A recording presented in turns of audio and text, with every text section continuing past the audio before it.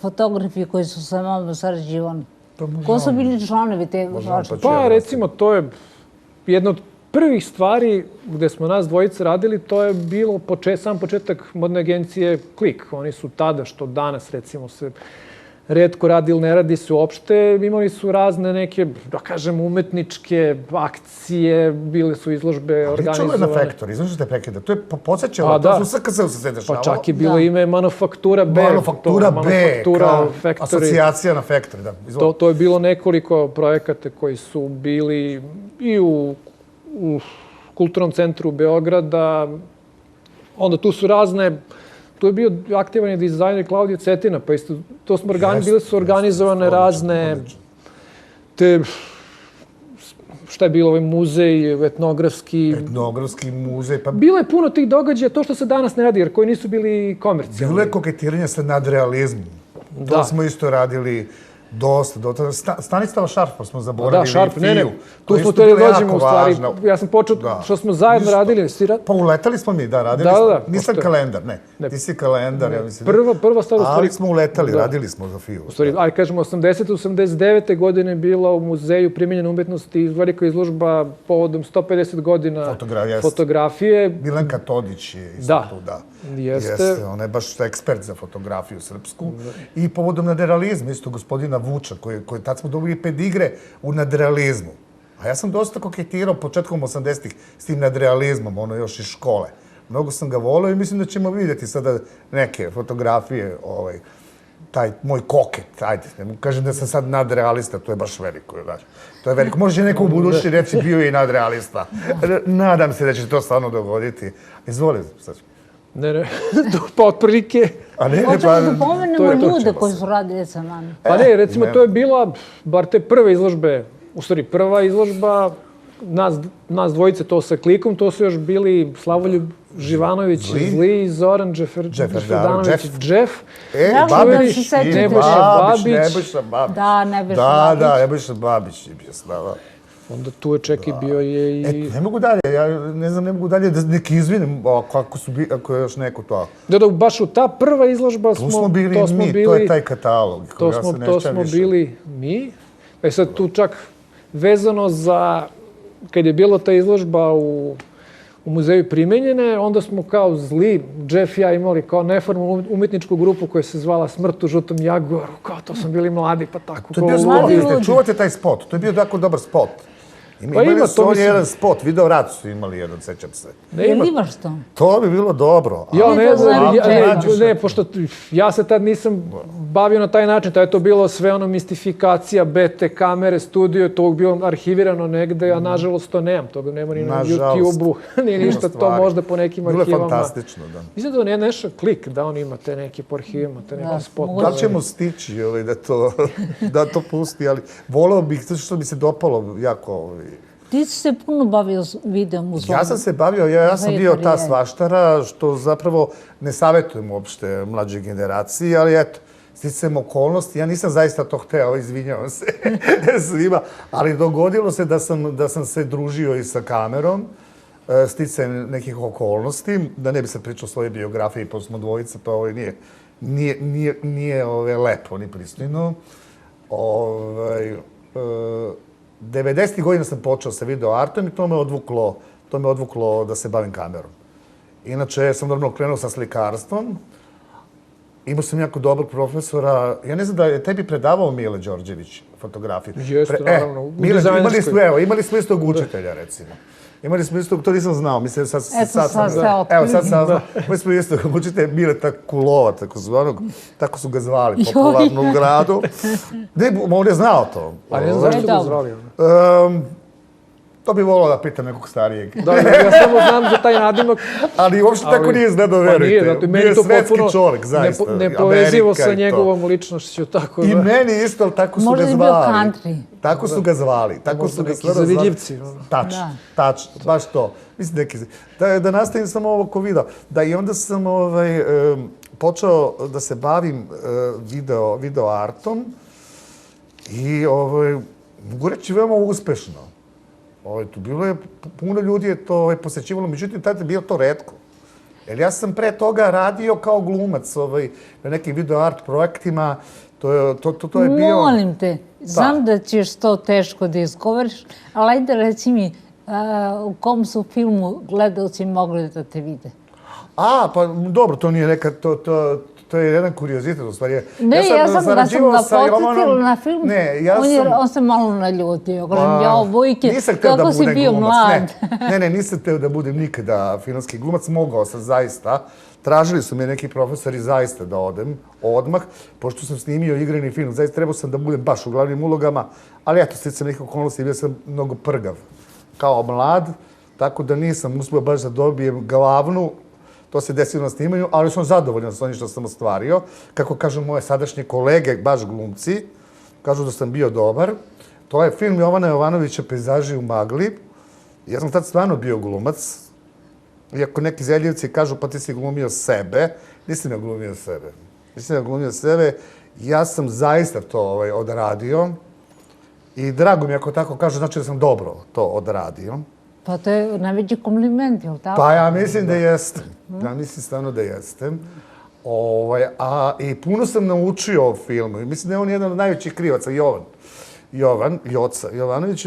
Zašto sam ja u stvari otišao na Dramsku akademiju i zašto sam zavoleo, ne zavoleo film, ja sam film pre toga mnogo voleo i visi u kinoteci normalno, ali zašto sam počeo da se bavim filmom i posle, eto, slučajno televizijom, je to, sad ne znam na što da pređemo, hoćeš baš video art kao video art, je ono disciplina koja je relativno mlada, disciplina.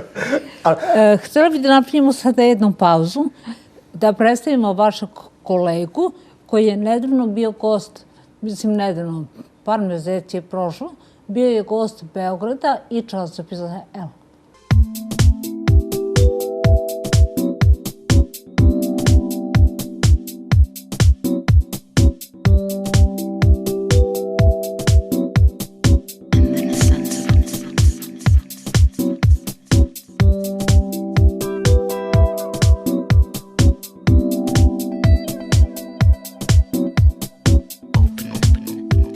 Fotograf Dušan Reljin, koji iza sebe ima zavidnu karijeru i rad sa najvećim imenima iz sveta kulture i mode, bio je gost Beograda. Dušan je radio sa Marinom Abramović, Naomi Campbell, Kate Moss, Adrianom Limom, Karolinom Kurkovom. Radio je kampanje za Gucci, Victoria's Secret, Nike, Sony. Fotografisao je modne editorijale i naslovnice za Vogue. Dušan Reljin u Beograd je došao sa izložbom Melting Pot, koju čini 12 kolaža koje su umetnici iz Norveške uradili na osnovu Dušanovih fotografija rađenih za slavljenički broj magazina Elle. Centralno mesto na izložbi je kolaž sa likom Marine Abramović dug 30 metara. Za 20 godina koliko ste u poslu sa fotografijom, tek druga izložba u Beogradu. Zašto? Pa, ja sam počeo kad je bio rat ovde, tako da u tim godinama to nije bilo toliko ni aktuelno, a nisam imao čak ni šta da izložim. A posle toga mi je trebalo neko vreme dok nisam počeo ponovo da se vraćam i da ustanovim neke nove korene ovde. A što se samih izložbi tiče, dve zbog toga što meni u suštini treba prilično dosta vremena da sklopim neku izložbu, da nađem inspiraciju i ideje i to. Mislim, uvijek imam neke ideje, ali da nađem te ideje sa kojima sam 100% zadovoljan, možda čak i 200% da bih mogao da ih izložim, treba mi puno vremena. Kažete da nađete ideje, a kako ih nalazite? Šta vas inspiriše? Muzika, modeli, priroda? Sve, maltene hodajući po ulici i to me inspiriše ponekada. To sve zavisi, mislim, ja prvo što ne gledam na fotografiju kao posao, nego već to je neki lifestyle, meni stvarno ne bi znao šta drugo da radim. Tako da non stop razmišljam o fotografijama i onda knjige me inspirišu, neki citati, slike, naravno, filmovi, muzika. Uvijek radim uz muziku i radim dosta, mislim, stalno slušam muziku. Tako da od svega pomalo, mislim, od života, u stvari. Imate atelje, koliko sam obaveštena, u Oslu i u Njujorku. Da, u Oslu imam više, da, manji atelje, da, ali glavni je u... Šta ova dva grada imaju, a Beograd nema i suprotno? Pa, New York ima određenu energiju koja je, mislim, to je njujorška energija i ta energija je jako gruba i moćna i inspiriše me da radim stvari brže. Daje u stvari meni energiju. Oslo mi daje više neku fantaziju i neko smirenje, tamo je jako, sve je mirno i tiho i lepo i čisto, tako da sve ono potpuno suprotno od Njujorka. A Beograd mi daje, mislim, meni jako specifičnu energiju zbog toga što sam, mislim, ja sam u suštini samo živao do 6 godina kao mali, ali i dalje smatram se kao Srbinom, Beograđanin, Dorćolcem. I to su mi u stvari bili do neke najznačajnije godine, tako da svaki put kad se vratim u Beograd, meni uvek to u sećanju i mnogo volim. I daje mi neku tu nostalgiju koja me vuče na neke druge energije. Pričate o nostalgiji. Da li zato radite ponekad za EL? Ili je ovo bila iznimna prilika kada je EL obeležavao godišnjicu postojanja u Srbiji? Pa ja sam počeo da radim sa EL-om 2010. godine i to je bila jako jedna interesantna priča zbog toga što... Ima li tu nostalgije? Da, ima, apsolutno. Jer ja sam zvao moju agenticu u Njujorku i rekao sam joj da ako može da pogleda šta se dešava u Srbiji sa modne strane, da kakvi časopisi postoje i to sve, da bi mogli da stupimo sa nekim u kontakt, pošto bi jako rado hteo nešto da uradim u Srbiji. U isto vreme, iste nedelje, je Sonja zvala moju agenciju i pitala da li bi ja bio zainteresovan da radim nešto za EL. Moja agentica je mene zvala i rekla, znaš šta, stupila sam u kontakt sa EL-om, koji je najveći časopis tamo, i oni su zainteresovani da uradiš nešto sa njima.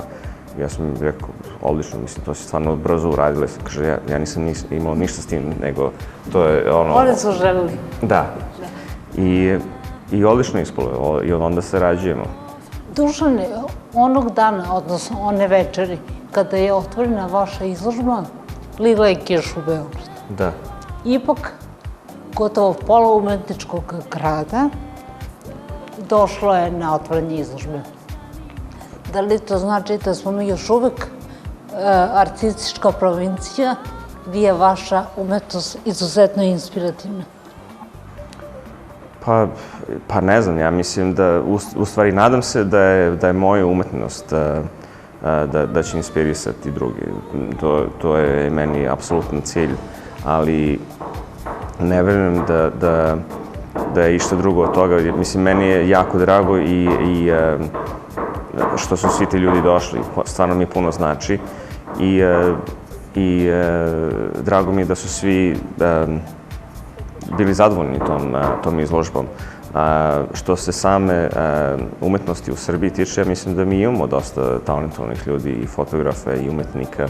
Mislim da, nadam se da sa ovom izložbom da će se više njih inspirisati i da će više njih imati neku nadu i želju da urade nešto u umetnosti, a takođe i da će ljudi koji organizuju te izložbe, da će oni vidjeti da postoji drugi talenti ovde i da mogu i njima da daju i pruže šansu. I želim da se podsjetimo te gužve. Naime, neki ljudi nisu ni stigli da pogledaju što je na centralnom mestu, odnosno da je to fotografija Marina Abramović, ali su ovako s pažnjom gledali u pod i pitali se šta se dešava. U stvari to je bila ta ista fotografija, ali 30 metara dugačka. Da, Pa mislim, to je bilo, ta sama ideja je u stvari došla od Anti, koja je jedna reklamna agencija iz Norveške koja je meni pomogla sa izložbom, oni su meni pomogli da realizujem te manipulacije tih slika koje sam radio.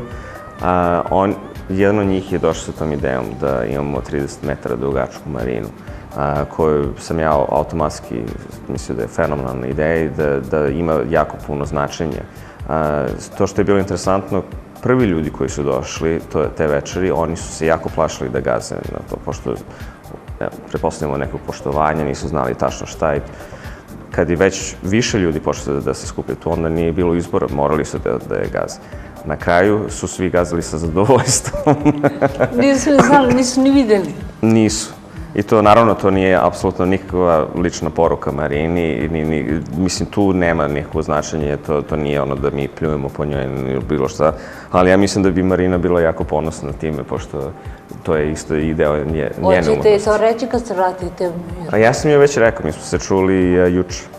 Znači, zna da su se gazili po Beogradu. Zna, rekla je super. Za kraj razgovora, htjela bih da vas pitam, šta mislite, kakva je budućnost fotografije u doba kompjuterizacije, u doba ulepšavanja i svega ovo što se dešava? Pa, ja mislim da to je jedno jako važno i značajno pitanje. Fotografija se potpuno menja. I dalje, Ko će pobediti Photoshop? Pa hoće, da. Mislim, on već pobeđuje, samo što ja se dalje i nadam da će fotografi ostati fotografi i da će se dalje truditi da što više steknu u kameri i da ljudi i dalje izgledaju kao ljudi, a da Photoshop bude samo pomoćnik da se ostvari ta vizija. Izložba koja je upriličena u sve popularnijoj galeriji Štab, Elov je poklon Srbiji za 10-godišnjicu postojanja ovog magazina kod nas i predstavlja početak Art L projekta, od koga se očekuje da promoviše i podrži umetnike.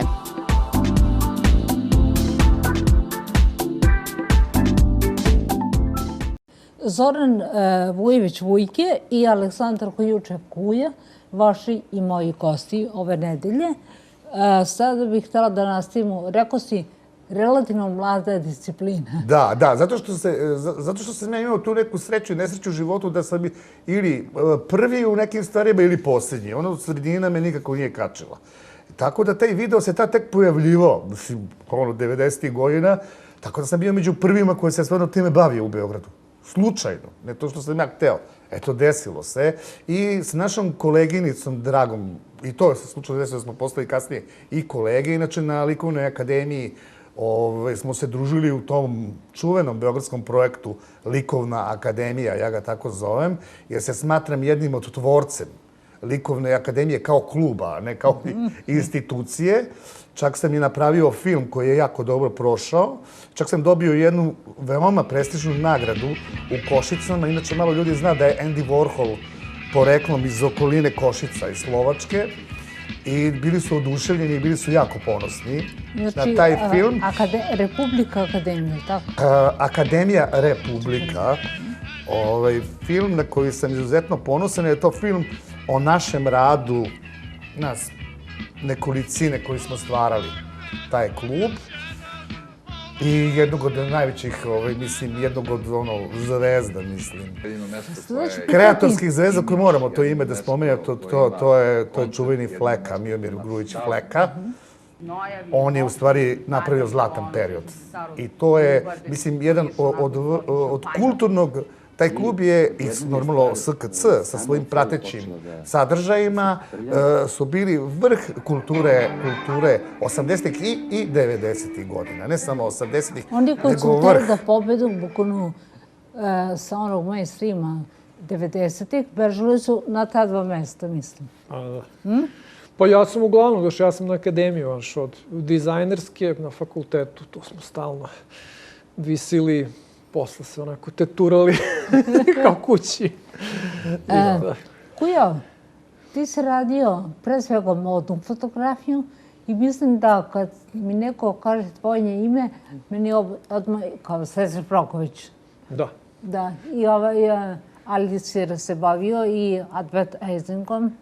Pa u advertisingu se ja bavim sve vreme s tim, što je to nešto što se ne potpisuje, što se rađa i umire na billboardima, to su neznani junaci kao ja, još moje kolege, znači od toga se živi, a ovo je kao nešto što pokazujemo i s čim se ponosimo. Te modne fotografije su zapravo i umetničke, nisu ne samo modne. Pa ja sam se uvek trudio bilo šta što sam u životu radio da ima neki moj pečat i da bude neka umetnost koliko je moguće u manjoj ili većoj meri, koliko mi ili klijent dozvoli ili sama situacija.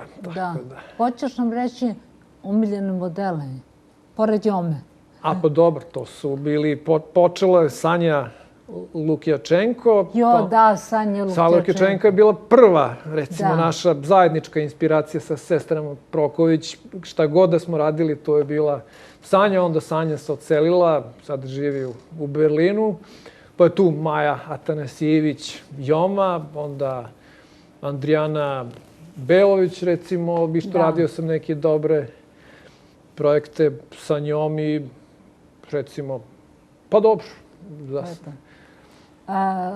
Vujke, koje su tvoji saradnici bili, pored Sonje Savića? Fantastično, fantastično pitanje. Za razliku od Saše, ja više pripadam onoj tamnoj strani, od Darth Vader. I ta ekipa, šalim se, daleko bilo. A ovo su sve plavuše, tako? Plavuše? Pa nisu to, samo su ofarbane možda u nekim periodima. Da. Prvo bi trebalo spomenuti to šta je karakterisalo 80. godine. Karakterisalo je to što sam se ja družio isključivo sa ljudima koji su imali slika od te ljude, to su moji modeli zapravo, koji su imali neki koncept životni. I uopšte dan danas se družim sa ljudima koji imaju neki životni koncept.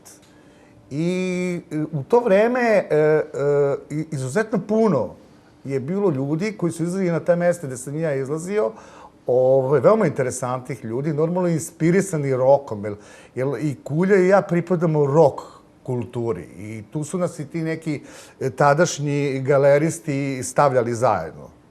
Iako je on više išao znači nisam pokrešao kad sam rekla momci. Fancy fotografije, ja sam više naginjao ka toj nekoj underground fotografiji i u svetlu i u ostalim stvarima. Ima tu razlike, ali neka nit nas zajedno vezuje. A dobro, ne bi ja... A to je rock'n'roll. A ipak to je rock'n'roll. Ja bih rekao da je to rock'n'roll. Pa ne bih ja svoje fotografije nazvao baš fancy, jer u principu mnogo... Pa te uvredim. Ne, apsolutno. Ja sam se baš uvek trudio da mi ne budu fotografije modne, da ne bude na onaj način gde se manekinke onako uziraju učini stomacima, pa nešto ovako. Malo kukovi ovako. Pa to, meni je bitno da ima neka priča i da ima neka doza, neke anarhije u tim fotografijama, koje u stvari poigravanje sa tom temom, znači jeste to modna fotografija, ali je i nešto više i čak su to bilo i nekog ironije, sarkazma u tim fotografijama. Krvave ruke, iskori ga. Tako da to je često sam radio, subverzivne su bile na neki način, u smislu, u određenim, čak i u časopisima su bile, pojavljivale se, pa su ljudi to komentarisali kao neki oglašivači. Kad je počinja zlatno doba, kad su strani časopisi kod nas tek kretali, recimo Maksim ili tako nešto, gde sam ja imao potpuno odrešene ruke kreativno, pa sam ja tu imao najluđe editorijale sa nekim zombijima, vanzemaljcima, inspirisani ovim filmovima B produkcije, science fiction, čak i u Playboyu sam imao neki piktorijale i to je sve super nalazilo na odziv tih stranih gazda, to kreativnost, umetnost, a onda su se pobunili oglašivači. I oni su imali, posle su uveli redovne sastanke sa oglašivačima. Meni su skidali s Facebooka. I onda su rekli, pa ipak ne može to tako, previše, to ovo, ono, ako mi dajemo oglase, ne znam šta u tim novinama, onda i taj sadržaj mora da bude primeren i to se vremenom se topilo, osipalo, da je sad eto gde, znači, tu smo gde smo. Pominješ Vujke rock'n'roll. Obojica ste sarađivali sa muzičarima. Da. Dosta. I to baš... Ja sam radio dosta omota. To su nam bili prijatelji. Za ploče i tako u to vreme. A tu moram da se zahvalim, moram pomenem Dušana Ercegovca ovom prilikom koji mi je omogućio, pošto on bio menadžer mnogih bendova u to vreme, EKV, Party Breakers, Električni orgazam. Mislim, imali smo s Rambo Amadeusom, sa gomilom, znači tih nekih kultnih ličnosti iz, kažem, istorije naše muzike. Kad sam bio mali, ja sam maštao, jak budem veliki, pa ću da radim omot za EKV. I onda sam potpuno bio čudo kad mi se, recimo, to stvarno ostvario taj san, tako da, eto. Vujke, ti si radio sa nekim od ovih bendova koje je pomenuo sada Uja. I živeo, ne radio, nego živeo. Živeo sa njima i ja mislim, možda će pretencijozno da zvuči, da otprilike ono što sam ja, taj šum koji sam ja hteo, ta distorzija koju sam ja hteo u slici, da su to napravili Party Breakersi u muzici i obrnuto. Mislim da je to ono, ja sam se barem trudio da to uradim, možda nisam uspeo, to će reći neko drugi sa strane, trudio sam se da to napravim u fotografiji što su oni napravili u muzici. A zajedno smo odrasli i družili se, i sazrevali, i stvarali. I kojili se. I sliko sam, evo, vidi se iz priloženog grada Srećići. Kako je prešao preko ovoga. Gledala sam malo čas fotografije. Svi su kao što je bić. Pa normalno. Pa nismo ni spavali. Tako je bilo vreme. Nismo ni spavali. Samo smo se zezali, slikali. Ne, radilo se. Pazi, radilo se non stop. Ja to sve što sam radio na akademiji, to je bio jedan koncept. To ljudima deluje ovako kao zezanje. Ali kad ljudi svi odu, mi smo smišljali šta ćemo sutra. Znate, to sam u svom filmu baš predstavio. Upravo to što sam rekao. Svi smo imali neki koncept. Svako je nešto radio. Svako je zaista nešto radio i predlagao. Evo, ispričao im jednu priču. Pre neki dan sam u jednom noćnom klubu sreo čoveka. Kontrast tome što hoću da vam kaže i pitao ga, pa šta ti radiš, čoveče? On mi je rekao, znaš šta, zamisli se, kaže, evo, ja kad se probudim, izađem na ulicu i gledam nikome da ne smetam. Ja kažem, je li to tvoj životni koncept? Kaže, jest. Eto vidite, s takvim ljudima se ja nikada nisam družio, niti ću se družiti, niti će biti moji modeli. Ali si vrlo rado sarađivao sa Sonjom Savić.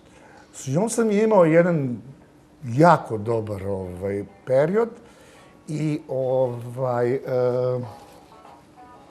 to je samo telefon. Otišao je. I taj period je trajao nekoliko godina. Zapravo mi smo snimili jedan serijal. Sad Sonja je montirala na veoma jedan specifičan način. Kako je to stizalo, ona je montirala i montirala i montirala. Danas ćemo vidjeti neke delove tih radova. I šta je interesantno, umeđu vremenu, evo baš da spomenemo u Korenici, njenom rodnom mestu, je otvoren muzej njen, gde se jedan deo tih radova vrti. Video sam, nisam bio, nažalost, nadam se da ću tići i posetit ću to mestom i taj objekat, tu kuću, koja je u stvari muzej. Ta kuća je sada spomen muzej. Mislim, a što se tiče samog našeg grada, pa to bi potrajalo, pa da izvučem neke najbitnije segmente. Mislim, raditi sa Sonjom, to je bilo izuzetno specifično. Sonja čak ni planove filmske, iako je snimila, ne znam, 40-50 filmova, mislim, u životu, nije se izražavala uopšte akademski. Sve mi je bilo neverovatno. Vi ste radili s njom potpuno telepatski. Mislim, to je neverovatno. Mislim, reći telepatski. Ona je mene toliko hvalila, i tu postoji snimci toga, da je mene bilo sramota. Ona je čak par puta izjavila da sam ja uspeo da realizujem neke njene snove. To je bilo neverovatno. A mi smo se danima radili, družili se, nismo ni spavali koliko smo pričali. Mislim, ona je bila toliko intenzivan čovjek da je to bilo nešto neverovatno. Mislim, nisam ni osjećao taj napor. Posle sam shvatio da je to bilo možda malo potpuno uvrnuto, ali rezultati su se desili. Da li si ti koji je imao takva iskustva? Pa nisam možda toliko duboko. U periodima kad sam radio, recimo, omote za ploče i tako, mislim, imali smo periode druženje sa muzičarima gde smo kao zajedno dolazili do tih rešenja, ali nikad se ja nisam baš možda sam ja malo i mlađi, nisam ja bio baš u tim krugovima, ja sam ipak bio klinac, tako da nikad nismo se mi toliko sad baš družili privatno kao duboko i tako, ali sam u principu sa svima ostavio dosta dobar kontakt, tako da sada se oni ljudi sećaju, ne znam, Baby Doll, posle ne znam koliko godina kad smo radili fotografije, uvek se seti tih i kad god treba za neki novine, daj one tvoje fotografije, te su najbolji ikada, ne znam, isto sa Canetom iz Party Breakers, isto u gomilu svojih starih slika smo stalno ponovo obnavljali za neka izdanja, jer je to nekim ljudima s kojima sam sarađivao ostalo kao nešto urezano, kao nešto možda najbolje što su uradili, tako da imamo neki dobar kontakt, a da se nismo baš družili kao privatno. Mislim da će moj sledeći gost ponome što radi biti mnogo bliži tebi nego Vujketu, reći o Miši Obradoviću, pa ćemo sa njim popričati nešto o savremenoj modne fotografiji i o famoznom Photoshopu, naravno. Miša Obradović je jednog od naših najboljih i najuposlenijih fotografa, posetili smo u njegovom studiju. Želeli smo između ostalog da čujemo njegovo mišljenje o radu starih majstora fotografije i njihovim radnjama. Na našem tržištu, u našoj zemlji, da kažem, je, čini mi se, uvek postojao problem sa nekom podelom generacije. I evo, ja sam sad u godinama gde se već plašim da slučajno ne pređem u tu neku staru generaciju. Mislim da do toga neće doći.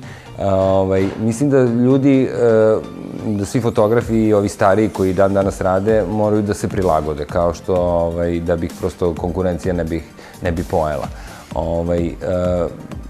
Postoji nešto što se zove klasika i nešto što ostaje za uvek. Mislim, mnogi fotografi i svetski koji su radili i pre 30 godina i pre 40, oni i dalje rade i koriste Photoshop, ali njihove fotografije ne mogu da se mere sa fotografijama fotografa mlađih generacija. Srpska modna fotografija bolje je danas nego pre par godina, kaže naš domaćin. Pojavili su se neki novi klinci, što kažu, zaista neka deca koja imaju neki poseban izraz, nekoliko njih.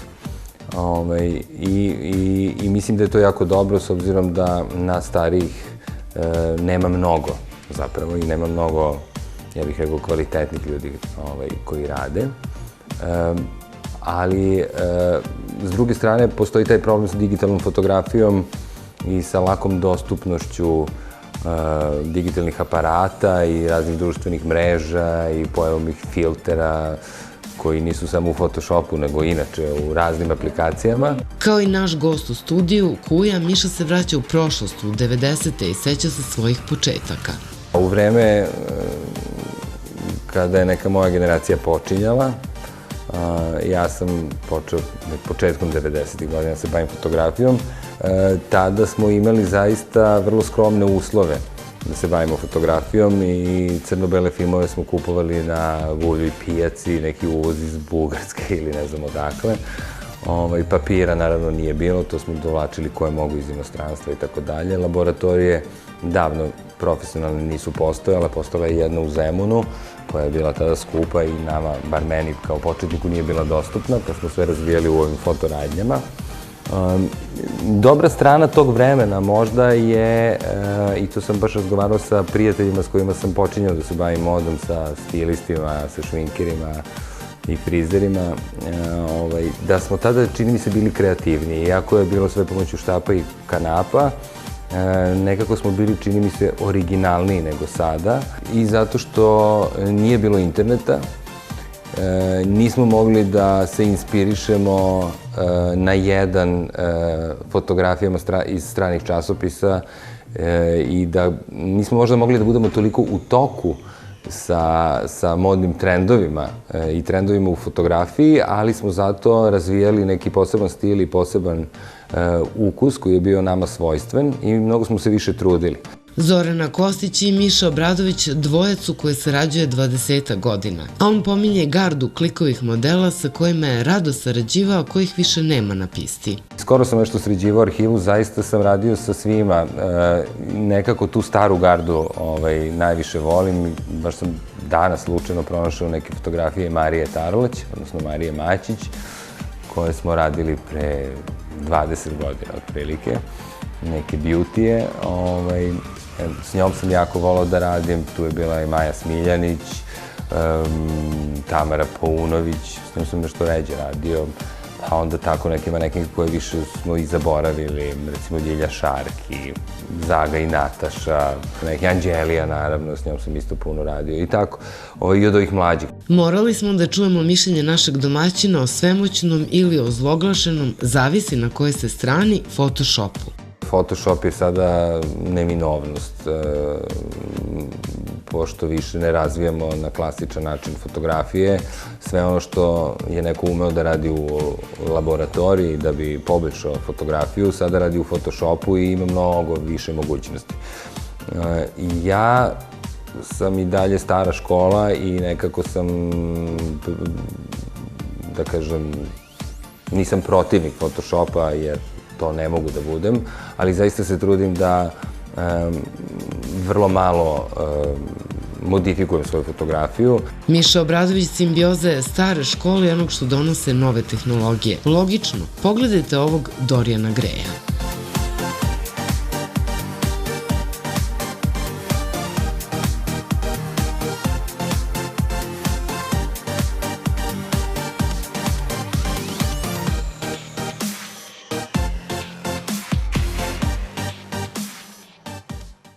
Zoran Vujović Vujke i Aleksandar Hujučev Kuja, fotografi, svedoci 80. i 90. godina, vaši i moji gosti. Kolika je moć fotografije? Pitanje za obojicu.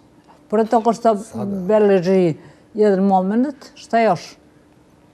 U smislu moć, kao, pa ogromna je moć, mislim, pogotovo novinska fotografija, reportaže, za političke svrhe kad se koristi. Znači, jedna ista fotografija može da ima potpuno drugačije značenje samo kad se promeni potpis ispod nje ili naslov. Ili neko može da bude oslobodilac, može da bude agresor, čovjek sa puškom ili tako. Fotografijom se, potpuno kreira se javno mnjenje, ogromne moći. Može da se manipuliše. Da. To je staro sredstvo, mislim, evo. Još ne prevaziđeno, iako je izdigitalizovano, mislim sve, ali ona nije izgubila osnovu. Ni će ikada izgubiti, još od onog prvog indijanskog, što svi znaju, krađe duha, duh vode, što su imali indijanci, mislim, ostalo je, iako je otišlo u digitalno, ali je ostalo isto. Mislim, svetlo je svetlo, mislim, sad ako se menja nosač, nema veze, više nije srebro, ali nitrat, bromid, sad je taj čip. Ali ostaje to što je rekao Saša, mislim, ostaje sredstvo, veoma moćno sredstvo. Hoćete mi reći, koji su trenutno fotoaparati koje vi koristite? Ja koristimo slučajno istu firmu trenutno, inače ranije nismo. Digitalni. Digitalni. To sam očekila da kažem. Velike čipove, da. Da možemo da radimo na njima. Da se oslobodimo crčenja u laboratoriji. Tu se razlikuje. Pa ne, pazi, to su faze u radu. Znači, pošto ja sam studirao na akademiji, ja sam počeo kao da se bavim kao slikarstvom. Imao sam tu talent, moj profesor je bio kao, ti bi trebao više da slikaš, a ja sam bio lenj, jer tu treba sve proces, boj, uljano se suši, slojevi, sve prljavo, a fotografije sam se bavio još iz osnovne škole. I onda sam ja polako fotografije preuzimala primat, jer su rezultati bili brži, neposredniji. Meni je bilo bitno da ispričam ja neku priču, a sam medij... Živjela digitalna fotografija. ...je bio, znači, tu sporedan. Onda sam ja volao da eksperimentišem, pa moji prvi radovi su bili kombinacija slikarstva i fotografije, gde sam ja raznim hemikalijama, izbeljivačima, tonerima, intervenisao na fotografijama, slikarskim četkicama i to su stvari bili unikati, to su bili veliki formati, ali vremenom menja se nekako dosadi čoveku da radi stalno isto. Onda je krenulo komercijalno bavljanje fotografijom, ali to uvek je bilo sad snimiš, pa ne znam da li je bajat film, loš razvijač, tad su bile vreme krize, sankcije, pa dobiješ ljubičaste slajdove, pa onda treba se skenira, pa to traje. I onda prvi kad su pojavili prvi digitalni fotoaparati, ja sam jedan možda prvi koji su uopšte usvojili tu tehnologiju, unazad recimo 14-15 godina isključivo se digitalno radim, s tim što i dalje. Onda sam počeo se bavim Photoshopom, možda od Photoshop od verzije 2. Znači iz 92. godine sam već imao prilike s njim da radim i onda Photoshop je zamenio te slikarske tehnike, to što sam ranije radio. Tako da, eto, tu sam bio jedan, kažu, ljudi pionir Photoshopa na ovim prostorima. Ali Vujke mi ispričao jednu zanimljivu priču o studentima. Da, mogu ja da. Naravno, pa ti ćeš i pričati. Ja se u principu, samo da dodam nešto na Sašinu priču, komentar zapravo da stavim. U globalu se slažem sa Sašom, ali imam neke svoje, normalno. Imam neke svoje zamerke na sve to, a i neke prednosti isto. Ali bi ispričao tu priču veoma interesantna, to je jedan naš kolega zajednički koji se bavi, koji je veliki, stvarno La Grande fotograf, ali iz jedne druge oblasti, on se bavi novinskom baš fotografijom. Željko Sinobad, čuo si za Željka, da.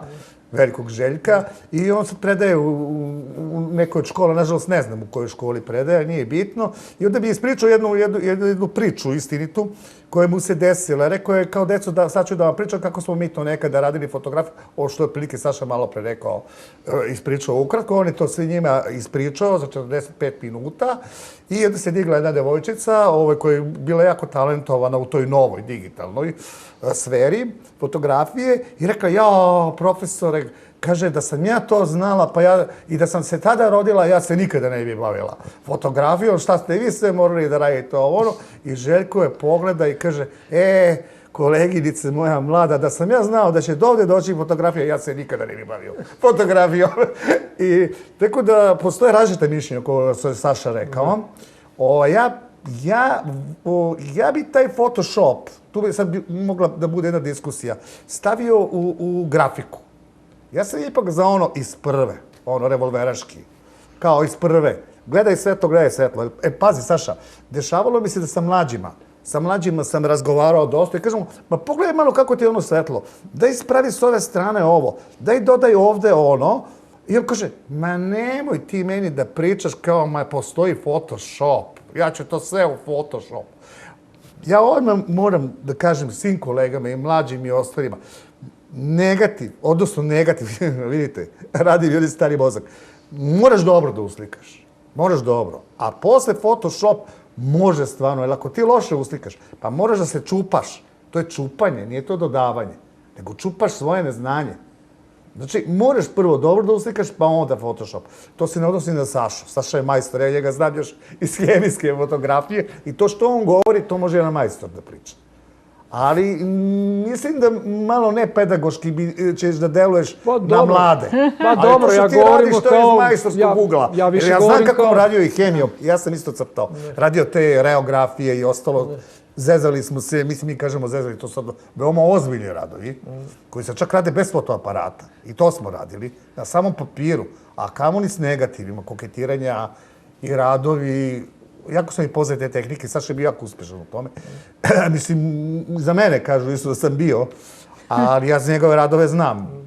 I izuzetno mi se sviđa i mogu bi to ponovo stvarno da kreneš ponovo. Pošto je stvarno, veoma u to ide.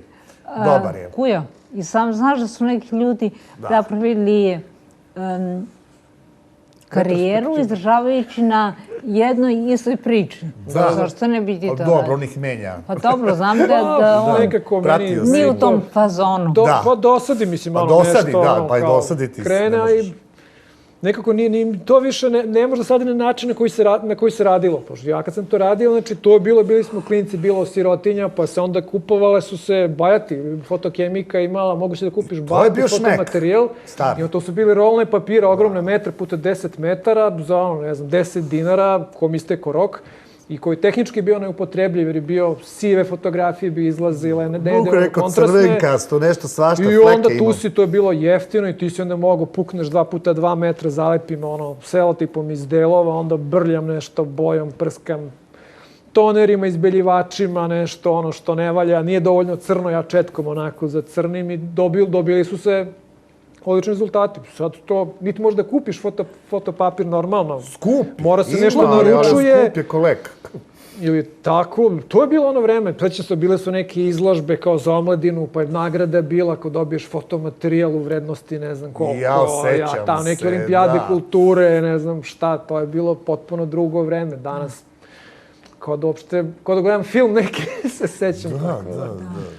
Pa sad smo kapitalizmu. Pa da. Sad deca ne znaju koja je boja pomoranđa, koja rade u samoposluzima. Da, pričam. Dečaci, hvala vam na gostovanju. Hvala tebi. Bili su gosti Beograda ovih dana dvojica inostranih umetnika i mi smo zabeležili njihov rad. Naravno da ima veze sa fotografijom. Pod naslovom Bunker i teatar zanemarene lepote u galeriji Artget mogli smo obići izložbu uglednog nemačkog fotografa Erasmusa Schroetera. Odrastao u bivšoj istočnoj Nemačkoj, Schroeter u svom radu istražuje granice između lepote i užasa kao tragova istorije. Monumentalne fotografije Erasmus Schroeter realizovao uz komplikovanu rasvetu i uvek koristeći analogni fotoaparat. Načinio ih na liticama Danske, Francuske, Norveške i duž cele Atlantske obale. Na njima su prikazani bunkeri iz Drugog svetskog rata koji prazni i prepušteni zaboravu propadaju, dobijajući novu patinu i šarmu. Autor njihove neobične oblike pozorišno naglašava specijalnom rasvetom o kojoj kaže: Želeo sam da prikažem bunkere kako ih vidi moja generacija koja na sreću nije učestvovala u svetskim ratovima, ali mi smo odrasli uz šareni svet reklama i upravo tu estetiku sam pozajmio da bih osvetlio ove ruševine. Tako su neobična istorijska zdanja dobila novi izgled, makar privremeno, na mojim snimcima. Ovaj fotograf zadovoljan je atmosferom napetosti koja se stvara između lepo osvetljenih bunkera i užasa njihove nekadašnje ratne upotrebe. Lajpciški fotograf Erasmus Schroeter bio je za objektiva i u mnogim drugim zanimljivim serijama portreta i prizora koje su prikazane na izložbama i u magazinima kao što su Stern, Spiegel, Art i drugi. Gostujuća izložba Kristijana Taljavinija, autora iz Švajcarske, koji veoma pažljivo i dugotrajnim procesom radi svoje fotografije, pod naslovom Neobična putovanja posvećena je jednom od najistaknutijih autora naučne fantastike ikada, jednom od poznatih autora svog vremena u 19. veku, Jules Vernu. In realtà parla di viaggi. Reč je o putovanjima. Ispirato a 3 viaggi di 3 novelle dello scrittore francese Jules Verne. Ne samo da sam autor, već i crtam, osmišljavam, projektujem. U ovom slučaju nisam autor kostima. Ja ih dizajniram, osmišljavam, a italijanski krojač ih pravi. Un modo nuovo no, è il mio modo di vedere le cose, secondo anche i lavori del passato. Ja sam na ovaj način ponovo interpretirao ono čega se sećam kada sam bio dečak. Postoji jedan deo koji je veoma važan, a zove se čekanje, koji se ne tiče samo putnika koji stalno nešto iščekuju, već niko ne razmišlja o onima koji ostaju. Nisam gledao to kao odnos između čoveka i mašine, već kao putovanja i čekanja i zato sam se upravo usmerio ka te 3 novele koje su na neki način futuristički aspekt Julesa Verna. Interesantno je ovde pomenuti da se prva fotografija koje je čuveni francuski fotograf Nadar 1859. u balonu fotografisao iznad Pariza pojavila zapravo nekoliko godina pre nego što Jules Verne piše zapravo svoja dela Put u središte zemlje, od zemlje do meseca i 20.000 milja pod morem.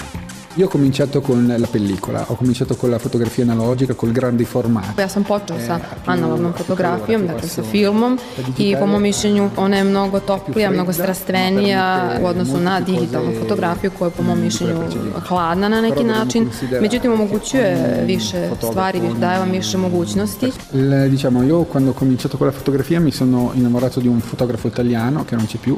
Kada sam prešla na mizanscensku temu, tu su mi uzori bili Ervin Olaf i Gregory Crewdson. Nadam se da nećete praviti selfije, nego ćete uživati u večerašnjem izdanju emisije Beograd noću. Vidimo se. Prijatelji emisije Koncept 45, Šamlica, Atelje Igor Todorović.